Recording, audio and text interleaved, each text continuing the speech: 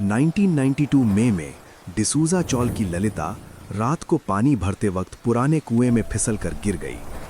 लोग कहते हैं उसे बचाने से पहले ही वो डूब गई, लेकिन कई लोग मानते हैं वो आज तक वहां से गई ही नहीं।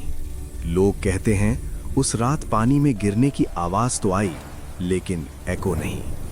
आरव 24 साल का नाइट शिफ्ट वर्कर कुछ दिन पहले ही डिसूजा चौल में शिफ्ट हुआ था। भूत प्रेतों पर उसका विश्वास नहीं था, पर आवाजों पर हमेशा था, और कुएं के पास आते ही हमेशा सब कुछ अजीब तरह से चुप हो जाता था। एक रात 2:30 बजे घर लौटते वक्त उसने एक हल्की सी फंसी हुई सहमी सी आवाज सुनी, पानी दे दो। पूरे चौल में अंधेरा था, सब सो रहे थे, पर आवाज सीधी कुएं के अंदर से आ रही थी। आरव ने सोचा शायद किसी को मदद चाहिए, पर आवाज सीधी कुएं के अंदर से आ रही थी।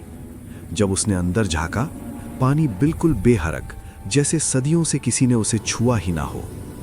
दूसरी रात फिर आवाज आई, इस बार ज्यादा साफ, रस्सी दे दो, मैं गिर गई हूं। कुएं के किनारे पर एक ताजा भीगा हुआ हाथ का निशान था। पानी टपक रहा था, और जब आरव ने उसे छुआ, वो बर्फ जैसा ठंडा था। बूंदों की ठंडक उसके हाथ से सीधा उसकी रीढ़ की हड्डी तक उतर गई।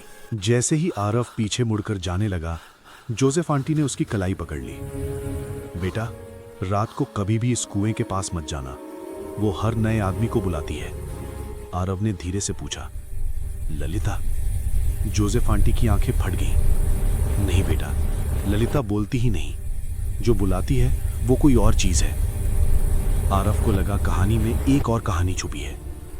आरव ने पुरानी फाइल्स, अखबार, चौल के लोगों से बातें सब कुछ खंगाल दिया, और उसे पता चला ललिता आखिरी नहीं थी। पिछले 40 सालों में 5 और औरतें गायब हुई थीं, सभी 2 से 3 बजे के बीच। सभी एक रस्सी लेकर देखी गई थी, जैसे कोई उन्हें वही रात वही जगह खींच कर लाता हो।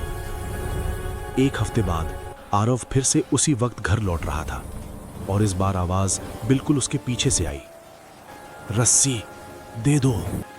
आरव घूमा, कोई नहीं, बस भीगी हुई पानी की छापें जो धीरे धीरे कुएं की तरफ जा रही थीं। फिर कुएं के अंदर से एक सफेद, कमजोर, कांपता हुआ हाथ बाहर निकला। आरव को लगा किसी की जान बच रही है, या शायद कोई उसकी जान ले रही है। डर के बावजूद वो हाथ पकड़ने को झुक गया, और जैसे ही पकड़ा, हाथ ने इनह्यूमन स्ट्रेंथ से उसको नीचे खींचना शुरू कर दिया। आरव आधा कुएं में गिर चुका था जब जोसेफ आंटी लैंटर्न लेकर दौड़ी। वो ललिता नहीं है, वो अपनी जगह किसी और को खींचती है। कुएं में मौजूद औरत ने ऊपर देखा। उसका चेहरा पानी में डूबा हुआ नहीं, बल्कि तोड़-फोड़, टूटा हुआ, जैसे वो बार बार गिरी हो। जोसेफ आंटी चीखीं, जो बुलाती है वो औरत ही है जिसने ललिता को धक्का दिया था, और हर साल किसी एक को खींच लेती है, ताकि ललिता का गुस्सा उसे ना पकड़ ले। जोसेफ आंटी ने पूरी ताकत से आरव को खींच लिया। आरव रोता हुआ जमीन पर गिर गया।